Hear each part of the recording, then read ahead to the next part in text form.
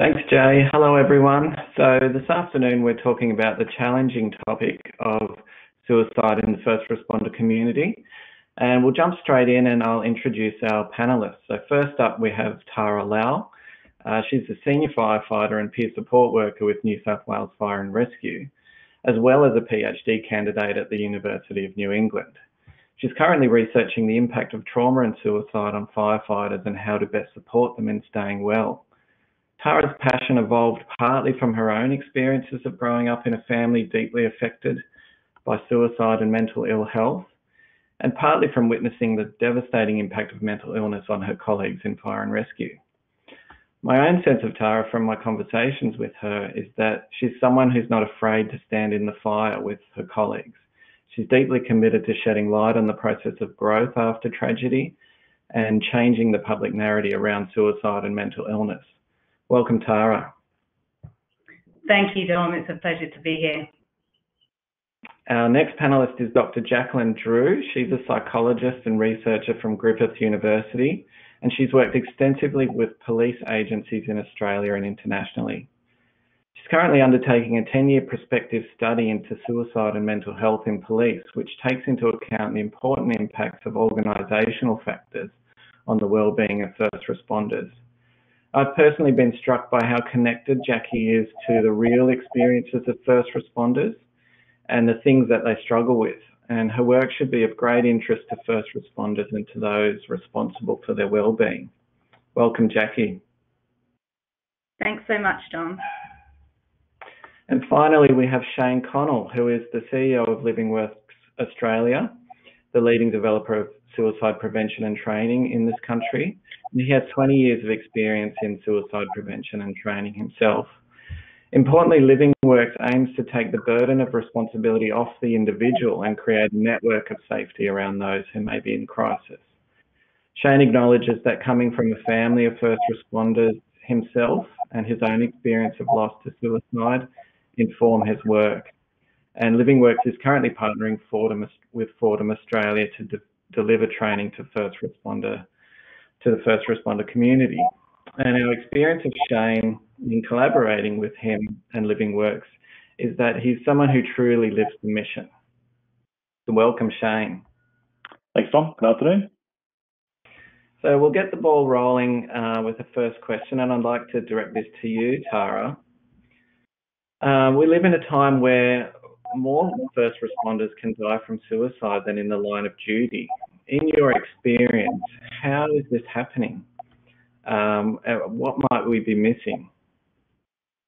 Yeah, thanks, Dom. I think it's such an important question to address, and I think in the past we've very much been reactive in that space and very much crisis-driven.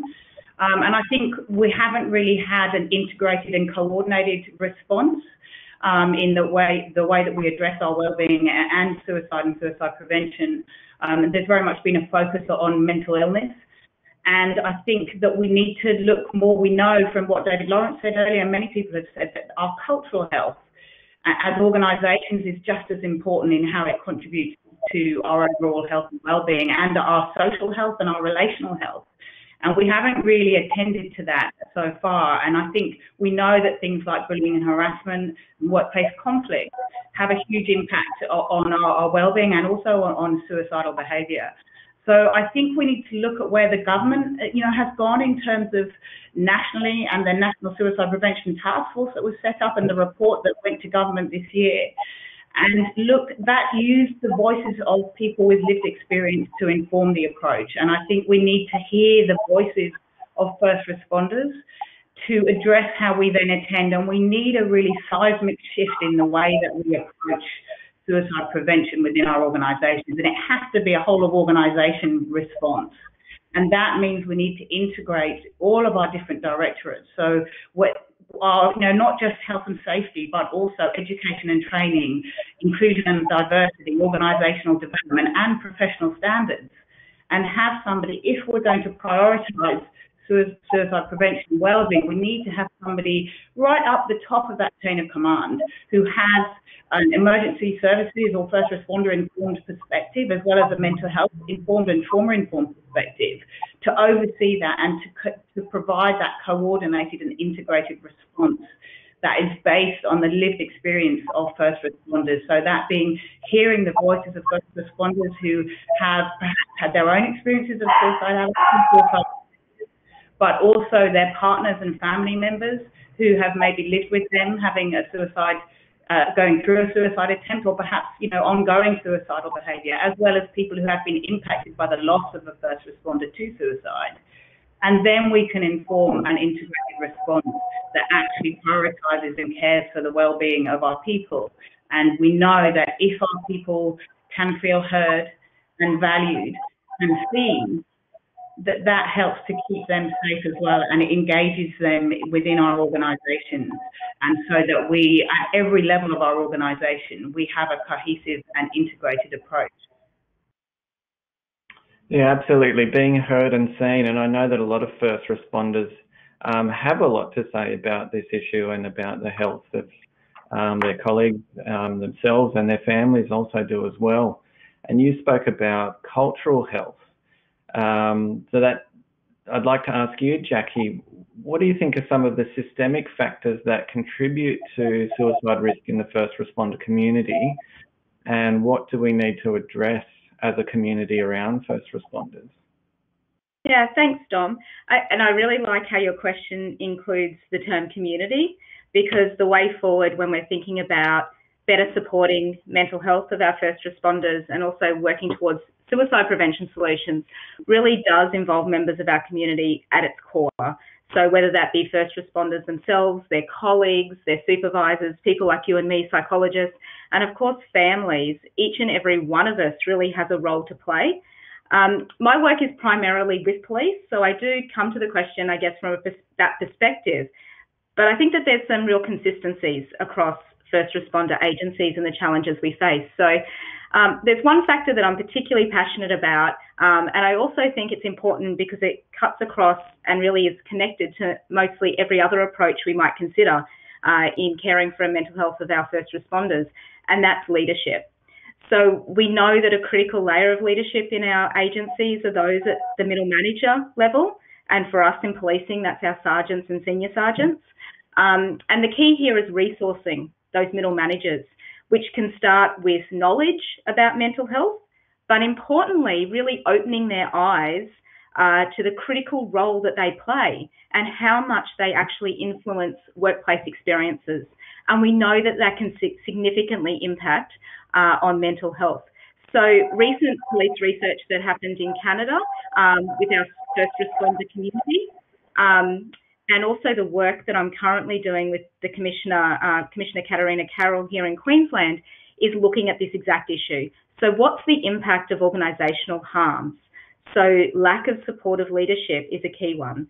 Poor organisational culture that may discourage help seeking, and stress created by feeling really undervalued by the organisation. And these types of organisational factors we're now learning can cause up to 2 times the mental harm to our police than traditional traumas and critical incidents. So we start with knowledge, but we also must give our middle managers the skills and the capacity for change. So we need to upskill managers themselves, and we need to get them to look after themselves first and then help others. The reason I say that is in policing, we know that some of the highest prevalence of mental health concerns is with this middle management group, but we're continually asking them to carry the load in helping to improve wellbeing of the frontline staff. So they are in a position, as I've just talked about, to significantly change things that will impact on the wellbeing, but we first must recognise and put resources into supporting them, help increase their health, and then we can ask them to help others.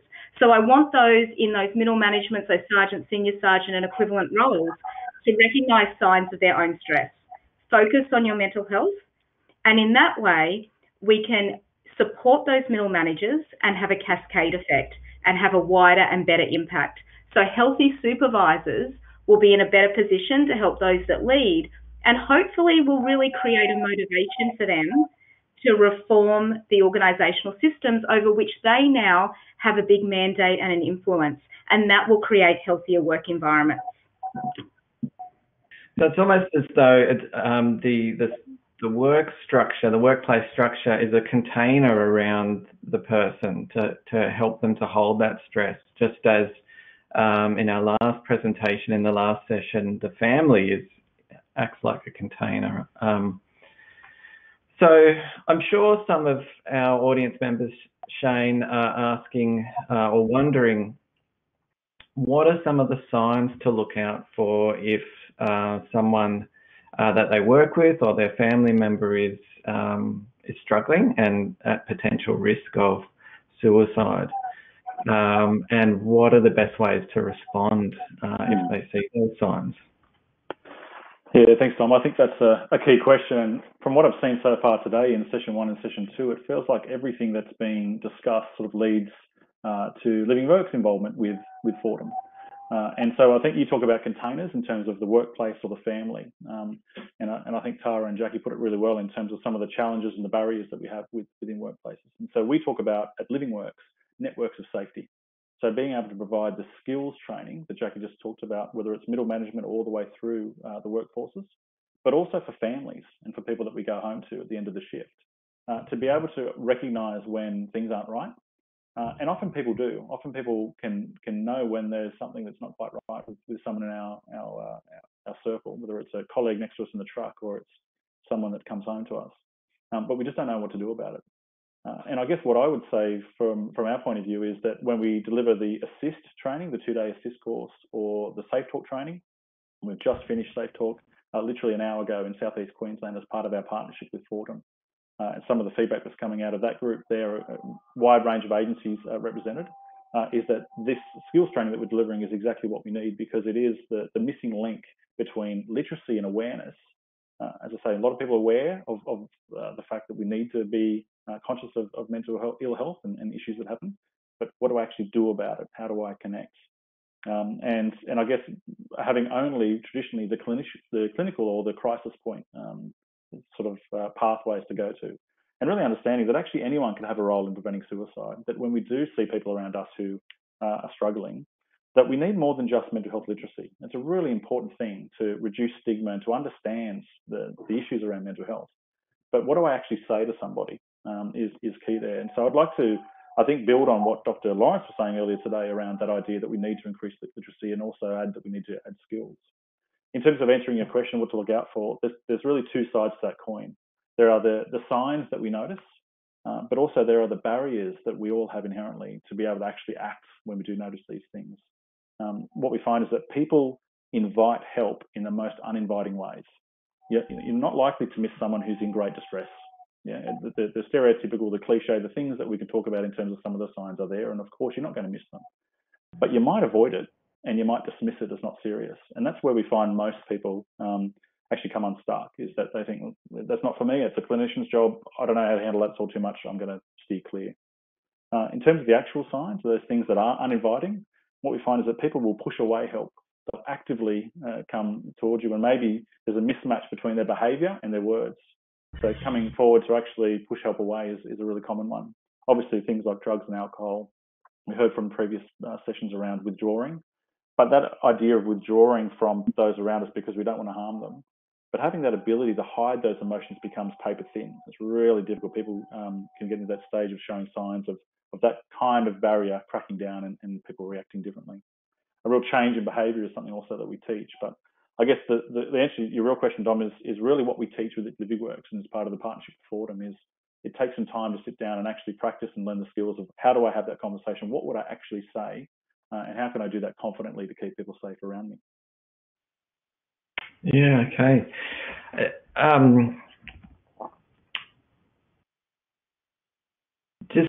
We might just jump back to you, Jackie. What are some of the most important protective factors, both for those serving, but also for those who may have transitioned out of the police? Yeah, thanks, Dom. The protective factors, and there's a number of them that will positively influence wellbeing. So a key one is support.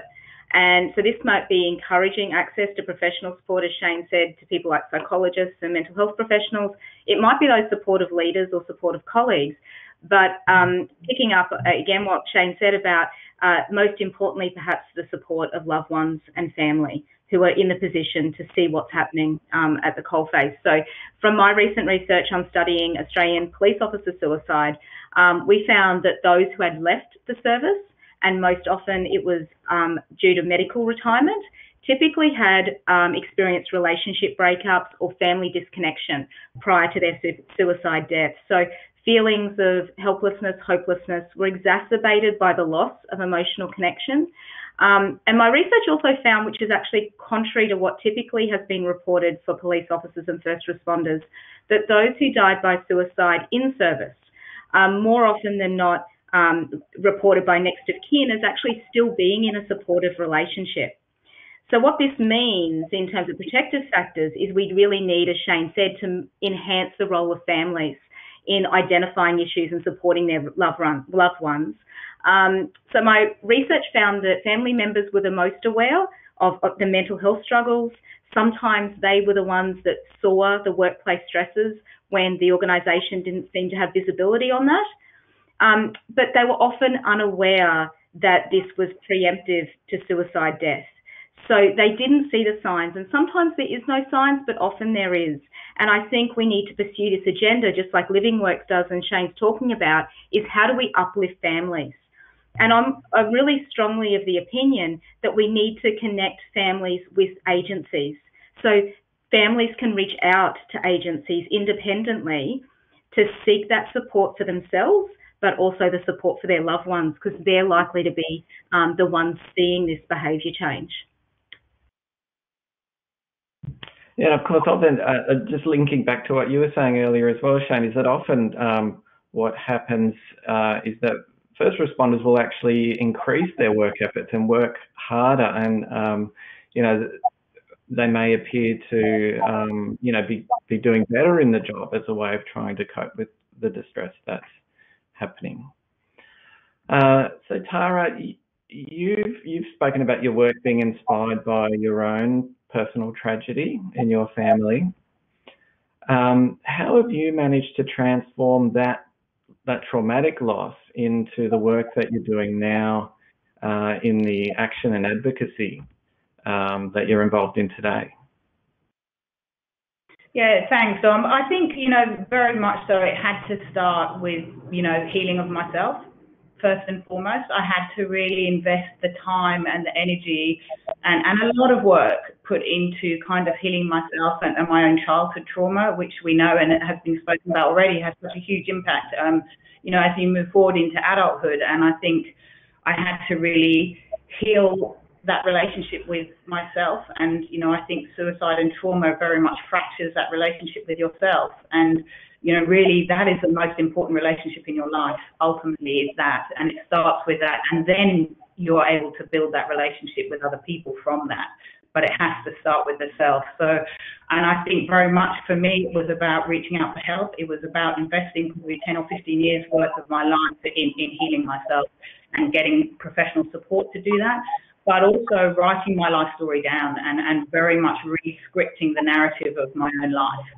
And that process of writing down my own life journey and at the same time as having input from a psychotherapist and a psychologist was really transformative for me. And it re-scripted my life. It enabled me to put the jigsaw pieces of my life together in a different way and to build the tapestry of my life in a way where I could hold and see and use, I guess, the dark parts of that tapestry, but to shed light and insight into the brighter parts. And I was then able to, I think, build on that, my own personal lived experience to integrate that with academic knowledge and to build that academic knowledge, but only coming from a position of having actually worked very much on my own healing, as I said, and to kind of join all the different dots of my life together. To enable me to then, start to teach mental health first aid, to become a peer support officer, and to really hear other people's voices. And I think when I understood my own voice and what it meant to me to be able to express that and feel heard, I could then do that same thing for other people and to be able to now in my own research to hear firefighters' voices, to hear about their own experiences, has been really invaluable in integrating both my own experiences with other people's experiencing, and then putting that onto that academic kind of level to be able to actually kind of live and find my own truth in life, and to really find my own unique piece or part of the world where I could make a difference. And combining that experience as a first responder, as a firefighter, and my own lived experience of suicide, obviously, being able to combine those together to actually, with my research, to then make a difference has really empowered me, I think, and it's enabled me to just live my richest life and be my best self. But it has only come through really going into, I guess, the darkness and going, heading towards the darkness in a way to be able to find that light and that joy. And I think sometimes we don't support people enough to be able to do that. We talk so much about resilience without encouraging people necessarily to acknowledge and validate their own suffering. And that what we can find through that, I think we really need to acknowledge that, particularly in the first responder community, where we know that there are very high levels of distress and probable PTSD. And how can we support people through that incredibly difficult process of acknowledging the awful and horrendous experiences that they might have had in a way that can empower them to then grow, rather than when we focus so much on that individual resilience. Sometimes I think it divests organisations of their responsibility, and it doesn't empower people to use their suffering to drive growth and drive insight, and be able to join all the experiences of outside of their identity as a first responder, as well as within their identity as a first responder. And how do we use all of those to be our best selves? And I guess that has been my experience of how I came to be and be able to live my own meaning and purpose.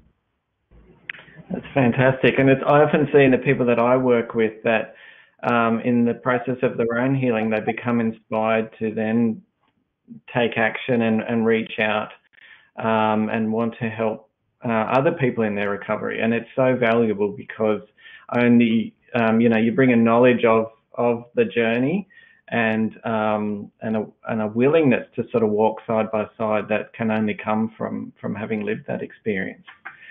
So we're almost out of time, and to wrap up, I'd like to get some final thoughts from you all about what is working in this space. What is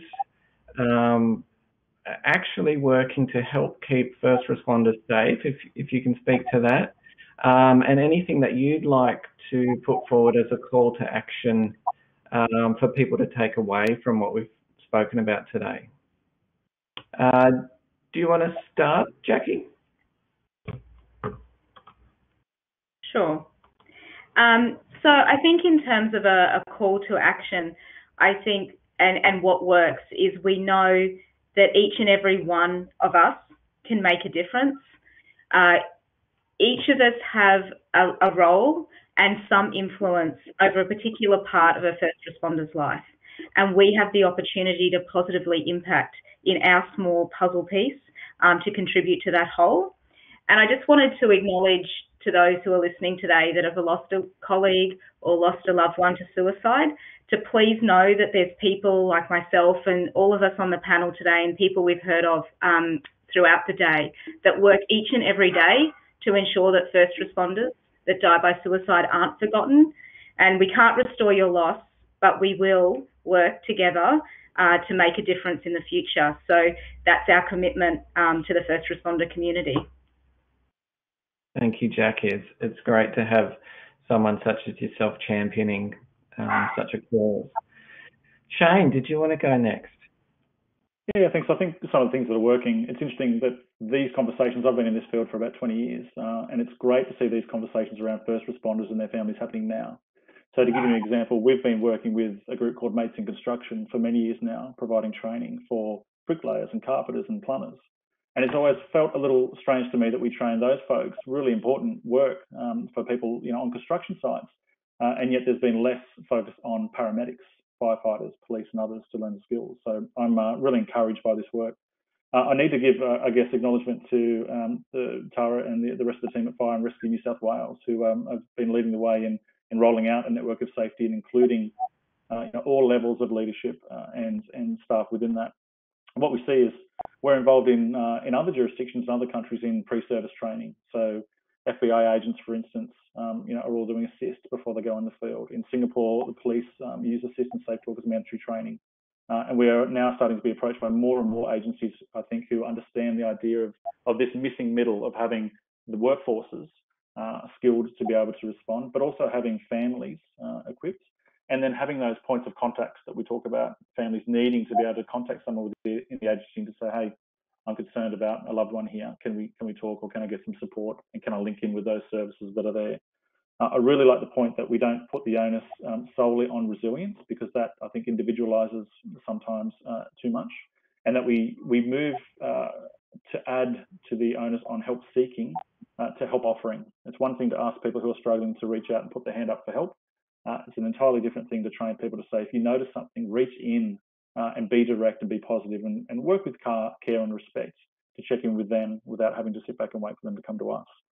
So in terms of call to action, of course, I'm going to say that there's some training coming up and training available right now for people. So Fordham are very, I think, kindly supported LivingWorks Start online training for folks that they can access right now. And we have workshops coming up in Victoria, the ACT, and Newcastle Coffs Harbour as well over the next month. So hope people take full advantage of the LivingWorks training that's available. Thanks, Shane. I love that idea of reach in rather than expecting people to reach out. And finally, Tara, your thoughts? Yeah, thanks, Dom. I completely concur with what both Jackie and Shane have said, and I think, seeing the work that Fortum's doing and the ethos behind it in terms of connectedness and social support of families is so important, and I think that's a huge positive shift in the right direction. And I think really leaning into that conversation around suicide in a safe way enables people to speak up. It gives people permission to talk about things that are incredibly difficult and distressing, and that's incredibly empowering to create a safe space for people to talk, because most people have in some way been impacted by suicide, and leaning into that conversation. And I think, as a call to action, never underestimate the power of one conversation. And I often say that as a firefighter of 16 years, I've probably contributed to saving more people's lives through having that one conversation around suicidal thoughts as I have of actually pulling them out of fires. And we all have the capacity to do that through empowering ourselves through the knowledge that LivingWorks and the training that LivingWorks really provides. So I think that would be my final call to action. Thanks so much. Yeah, we're all human, aren't we? And we all stumble. And that's when we need, as Graham Ashton said this morning, having a good team around us is so important. And that thread of social support and social connection is coming throughout the day today. But thank you all so much for being here today. I only wish we had more time to share what's in your brains with our audience. But thanks so much again for being here. Back to you, Jay.